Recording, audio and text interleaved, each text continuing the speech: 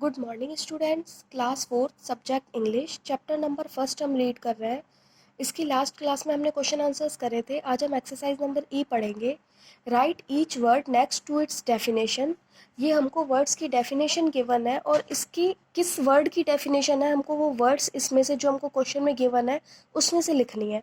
जैसे फर्स्ट हमको दिया हुआ the glow from the moon. Moon से जो ग्लो आता है उसे क्या बोलते हैं? तो मून लाइट। वो क्या होता है? Moonlight. Someone who lives nearby. कोई जो हमारे पास में रहता है। नियर मतलब क्या होता है? पास। तो उसे क्या बोलते हैं? नेबर। Liked very much. हम किसी चीज़ को पसंद करते हैं तो वो क्या होता है? एन्जॉय। जैसे हम कोई चीज़ खुशी से करते हैं तो उसे क्या बोलते हैं? एन्जॉयड। इमेजिन वाइल अस्लीप और अवेक। इमेजिन करना, जो हम सोते हुए और जागते हुए कुछ इमेजिन करते हैं मतलब सोचते हैं, वो क्या होते हैं? सपने। तो उसे क्या बोलते हैं? ड्रीम। तो ये ड्रीम की सेकेंड फॉर्म है dreamed. Made a low rumbling sound. Rumbling मतलब होता है गड़गड़ाने की धीरे से आवाज़ जो आती है उसे क्या बोलते हैं? ग्रम्बल्ड। तो इसकी इसकी ये किसकी डेफिनेशन है? ग्रम्बल्ड। ग्रम्बल्ड मतलब भी क्या होता है? गड़गड़ाना। The dark part of day. Day का डार्क पार्ट। डार्क पार्ट मतलब जो अंधेरा हो जाता है तो वो क्या होता है? Night time. रात के टाइम क्या हो जाता है? अंधेरा। आगे है something exciting that a person does. कुछ एक्साइटिंग जो पर्सन करता है खुशी से तो उसे एक्साइटिंग मतलब होता है उत्सुकता से जो काम करते हैं तो उसे क्या बोलते हैं? एडवेंचर। अगला है ग्रेटली प्लीज्ड। प्लीज्ड मतलब होता है बहुत खुश, तो उसे इंग्लिश में और क्या बोलते हैं? डिलाइटेड। तो ये वर्ड्स जो है उनकी डेफिनेशन ये है, तो आपको एक बार रीड करने हैं और लर्न करने हैं। आगे हम ये वाली एक्सरसाइज नहीं करेंगे, इसके बाद ये वाली करेंगे। ग्रामर का पोर्शन है, इससे आपको ये पता चल जाएगा कि सेंटेंसेस जो होते हैं वो कौन से टाइप के होते हैं और कौन कौन से होते हैं। Identify the following sentence as declarative, imperative, interrogative और एक्सक्लेमेटरी। डिक्लेरेटिव सेंटेंस जो होता है वो क्या होता है? जैसे कोई सेंटेंस, सिंपल सेंटेंस जैसे अपन पढ़ते हैं, he is a boy, she is a girl, तो ये होते हैं डिक्लेरेटिव सेंटेंस।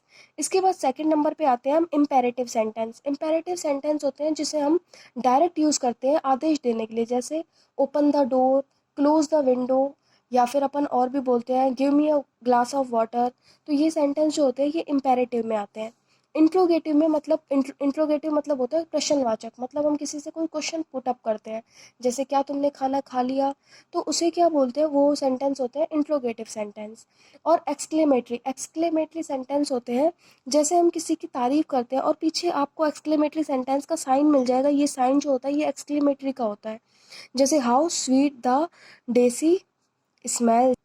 तो ये सेंटेंस हमको कैसे पता चला? एक्सक्लेमेटरी जो साइन है वो लगा हुआ है, तो ये सेंटेंस कौन सा हो गया? एक्सक्लेमेटरी। सेकंड है do you like to eat watermelon.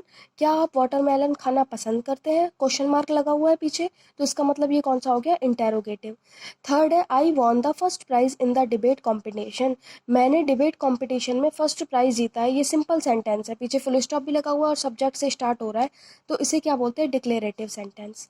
Fourth है what a tall building it is. क्या यह कितनी, वॉट, ये तारीफ कर रहा है, what a tall building it is, और पीछे साइन किसका लग रहा है? एक्सक्लेमेटरी का, कि क्या जो लंबी बिल्डिंग है तो वो तारीफ कर रहा है, तो ये एक्सक्लेमेटरी।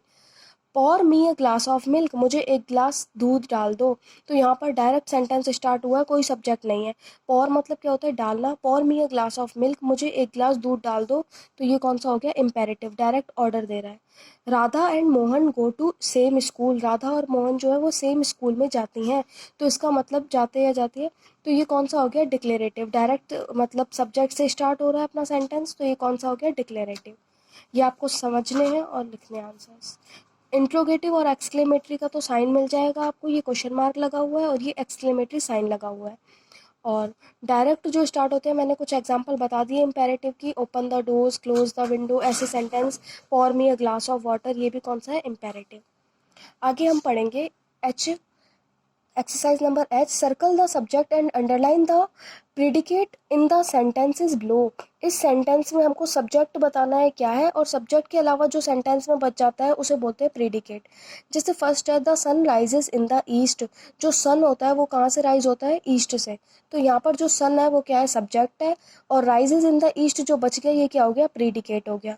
उसके बाद सेकंड नंबर पे है the old man was crossing the road. जो ओल्ड मैन है वो क्या कर रहा था? रोड क्रॉस कर रहा था, तो इसका मतलब द ओल्ड मैन जो है वो सब्जेक्ट है और ये सारा क्या है? प्रीडिकेट। इसके बाद थर्ड है you will not be allowed to sit for the test. आप टेस्ट के लिए अलाउड नहीं हो, मतलब आप टेस्ट नहीं दे सकते, टेस्ट देने के लिए नहीं बैठ सकते। तो यहाँ पर यू जो है वो क्या है, सब्जेक्ट, और इसके अलावा जो बच गया वो क्या हो गया, प्रीडिकेट। फोर्थ है the night sky was bright and clean.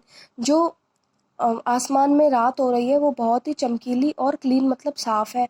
The night sky जो हो गई वो क्या हो गया, subject. My uncle is not in town these days. मेरे जो अंकल है वो इन दिनों यहाँ पर टाउन में नहीं है, तो इसका मतलब माई अंकल जो क्या हो गया वो क्या हो गया, subject. Riya and Komal are my best friends. तो रिया और कोमल जो है ये क्या हो गए, सब्जेक्ट दोनों, रिया और Komal. Riya and Komal are my best friends. तो यहाँ से यहाँ तक सारे जो है सब्जेक्ट्स हैं, तो आप भी अंडरलाइन करके सब्जेक्ट लिख लेना पेंसिल से। यहाँ तक आपको वर्क करना है। Thank you.